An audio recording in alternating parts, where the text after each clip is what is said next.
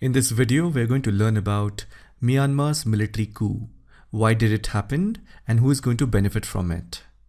Myanmar is located here. Myanmar is bordered by Bangladesh and India to its northwest, China to its northeast, Laos and Thailand to its east and southeast, and the Andaman Sea and the Bay of Bengal to its south and southwest. Previously, the name of this country was Burma. After 1989, the ruling military government changed the name from Burma to Myanmar.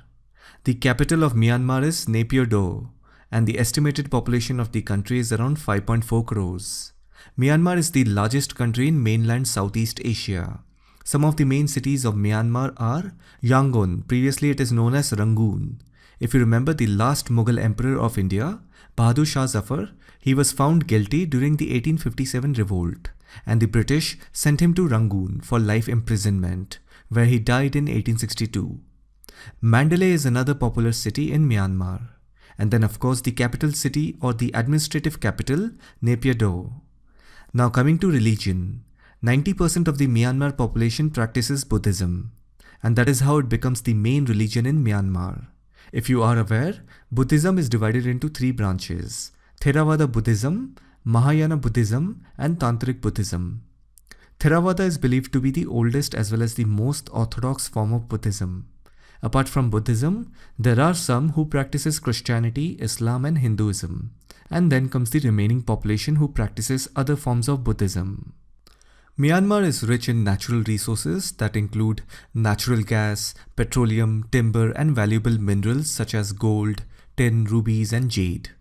Now you may have a question: if Myanmar has so much of natural resources, then why is it counted among United Nations list of least developed countries? The answer to that question is, development of Myanmar has never been on the right way due to lack of proper economic growth, extensive poverty, military dictatorship, and prolonged civil war. In fact, in the early 1960s, Myanmar was the richest country in Asia, with wealthy natural resources. But then, it closed its economy to the outside world, and is now the poorest country in the region. Myanmar closed its economy because Myanmar was under the military rule from 1962 to 2011. It was only in 2010 Myanmar slowly started moving from military rule to partial democracy. And the reason behind that move was due to the increasing pressure from the Western countries. The US and many other Western countries had put sanctions on Myanmar while it was under the military rule. Myanmar military had no other option but to open Myanmar to the outside world. It was a case of economic necessity. In 2008, the Myanmar military had made the constitution. This constitution was Myanmar's military's roadmap to democracy. That is why you must have heard about this person. Her name is Aung San Suu Kyi. She was the state councillor of Myanmar, which is an equivalent rank to a prime minister, and she was also the Minister of Foreign Affairs from 2016 to 2021. She was the daughter of Myanmar's independence hero, General Aung San. In 1991, she was awarded the Nobel Peace Prize while she was under house arrest. She was then released from house arrest in 2010. As I've mentioned, after 2010, Myanmar slowly started moving from military rule to partial democracy due to the Western pressure. That is how in 2015, Aung San Suu Kyi contested in Myanmar's first openly contested election, where she was part of the National League for Democracy party. Her party won the election. She then became a popular figure in Myanmar. She was compared with Nelson Mandela. You see, Mandela served 27 years in prison. Shortly after his release, Mandela was chosen as the President of South Africa.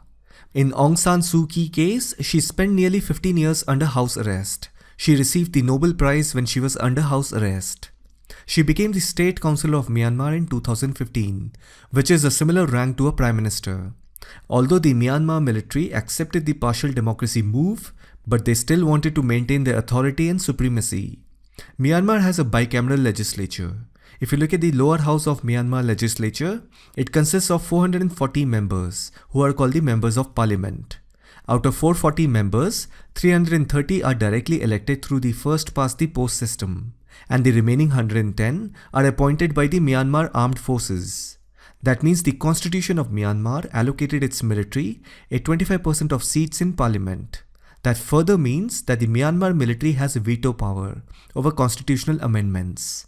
The Myanmar military is not only powerful but also extremely wealthy because they control a lot of companies and have links with industries such as jade and ruby mining, then tobacco, beer, and then manufacturing sector, tourism, banking, transport, etc.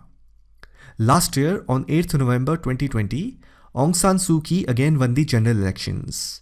Let me remind you again, she is part of the National League for Democracy. It is a civilian political party.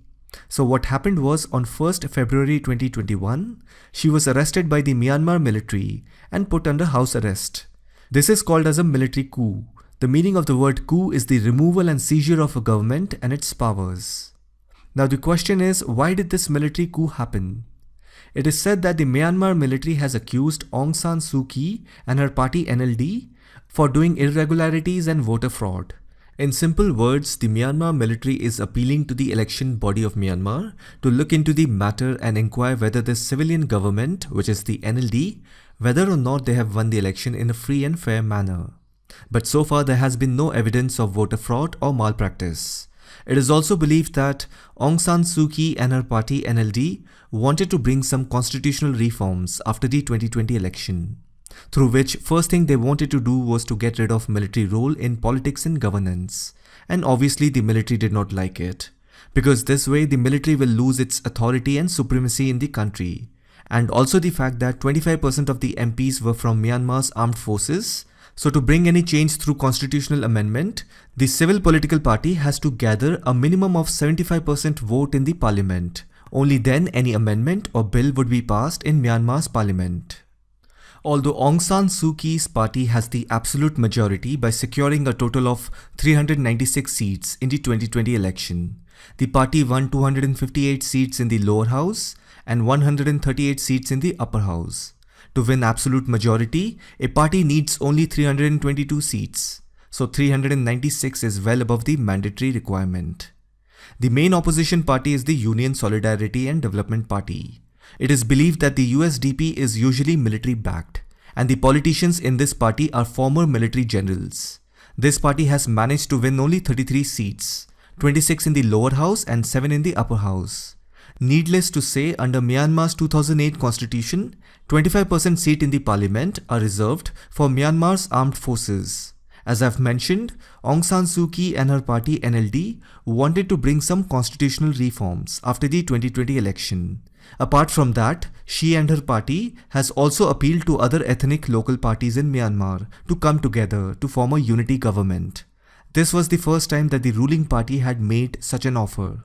Another problem for the Myanmar military was that the opposition party, that is USDP, as I've mentioned, it is believed to be a military-backed political party because the MPs of this party are mostly former generals. Even they have voted in large numbers to remove the military veto power. In other words, in few political matters, these former generals were taking the side of Aung San Suu Kyi and her party. So all these three reasons were together creating a great concern for Myanmar's military leadership.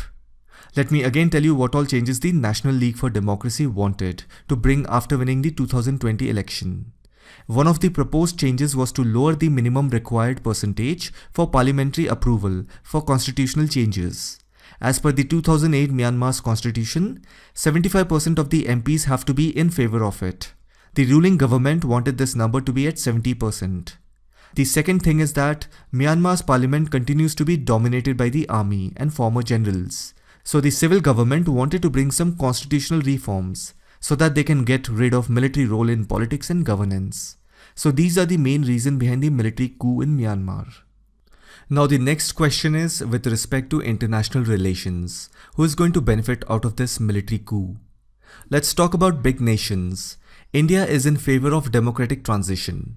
India does not want to deal with Myanmar's military when it comes to diplomacy and politics. India wants a peaceful and negotiable civil government. This is also the reason many of India and Pakistan's diplomatic and political dialogues have never reached any satisfactory conclusion. It is due to the involvement of Pakistan's deep state, which is basically Pakistan's army. Political leadership cannot negotiate or talk with military leadership. Of course, both are necessary, but when it comes to cross communication, A cannot communicate effectively with B. A has to communicate with A. So India is in favor of Myanmar's democratic leadership. However, it does not mean that the Indian government is against Myanmar's military.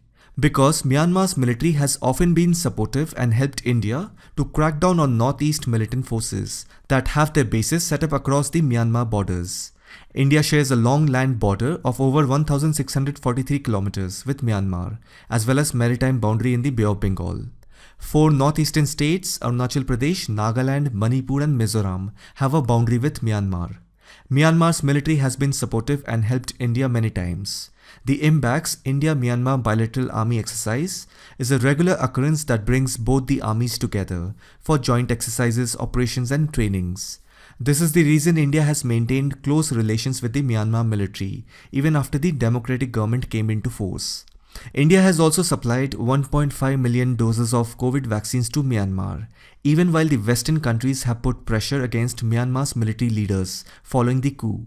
The Indian Foreign Secretary has also said in a statement that India will continue to provide humanitarian assistance to Myanmar. So all of this says that the Indian government has actually no problem against the Myanmar's military leadership. But when it comes to economy, trade and development, obviously any civil government wants to talk to the opposite country's civil government and not their military leadership. But in India-Myanmar's case, the Indian government has chosen the middle way by maintaining relationship with both military leaders as well as the civil government. I hope you got my point. Now coming to China. Min Aung Hlaing, who is the current military leader of Myanmar, he has openly criticized China for supporting the anti-national armed groups like United Wa State Army and Arakan Army. These anti-national groups are basically terrorist organizations that are acting as China's proxies. They also supply weapons to militant groups in India's northeastern states. It is said that all these military groups receive training and weapons from the southern Chinese city of Kunming. These military groups travel through the Kachin state. It is the northernmost state of Myanmar. So these militant groups travel through the northernmost region of Myanmar and enter Indian territory. In fact, this northernmost region of Myanmar, which is called the Kachin state, it is occupied by many ethnic militant groups.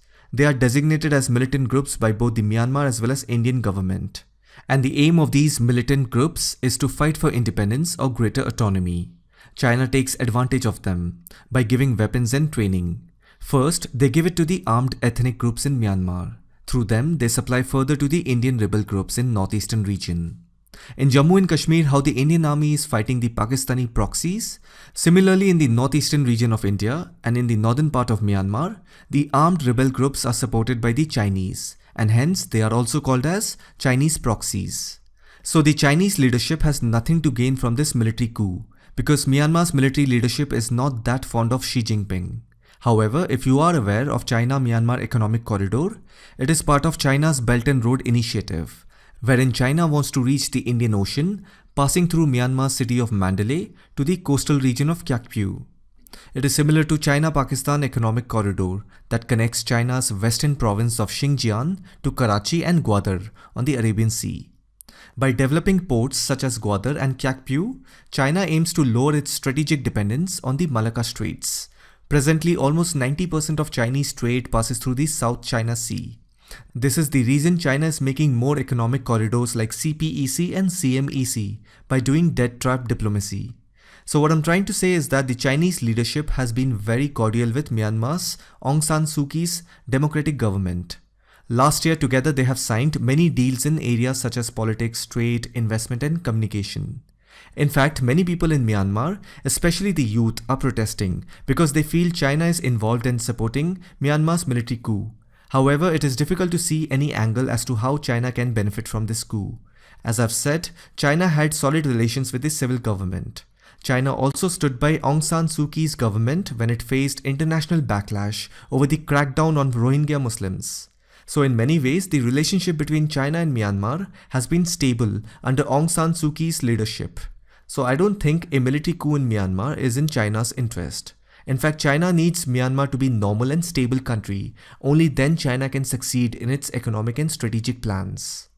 Now that's a whole different matter if China is holding a secret friendship with Myanmar's military leadership. Only time will tell. And if it is true, then India will know about it and respond accordingly. As of now, India is silent on this issue. And it also wants to remain neutral because it has friendly relations with Myanmar's civil government as well as the military leadership. So as of now, it looks only the Myanmar military has everything to gain. Myanmar's military is also known as the junta. They want to maintain their supremacy and authority in the country. As I've mentioned earlier, that the civil government wants to bring constitutional reforms that would include getting rid of the military rule in politics and governance. So obviously this is not acceptable to the military leadership, and that is why they overthrew the civil government. Now Myanmar's military is using a state of emergency to take control for 1 year, and it has also promised to hold fresh elections afterwards. Now what about the Western countries? They have nothing else to do other than imposing sanctions on Myanmar. And I think President Joe Biden has said in a statement that the US will reinstate sanctions on Myanmar if the country's military does not stop all of this. And I believe Canada and United Kingdom has also imposed sanctions on Myanmar. See, Canada usually follows whatever United States say. Now the reason United Kingdom has imposed sanction is because Aung San Suu Kyi's late husband was a British citizen. Basically, she married a British citizen, so her children are also British citizens. I don't have any idea whether she has dual citizenship or not. Anyhow, as she married a British citizen, that is why she was not made the president of Myanmar. She was made the state councillor of Myanmar. A new position was created for her. Also the fact that Aung San Suu Kyi has close relation with the British Parliament. So anyhow, that is the reason behind UK's sanction on Myanmar. But I don't think Myanmar's military leadership cares of US sanctions or any other Western country's sanctions.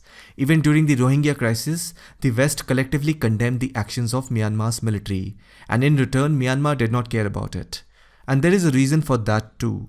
As we all know, two big countries, that is India and China, both are neighbors of Myanmar, and they both hold neutral views towards Myanmar's civil as well as military leadership. And I don't think so Myanmar as a country has huge ambition of becoming a superpower. That is why they don't care what the West thinks about them. As long as India and China, the two neighbors, benefit Myanmar, and Myanmar is beneficial for them, that's all as a country Myanmar needs. So let's see what happens with time. Alright then, that was everything you had to know about the Myanmar's recent military coup. I hope you found this video informative. Let me know your thoughts in the comment section, and I will see you in the next one.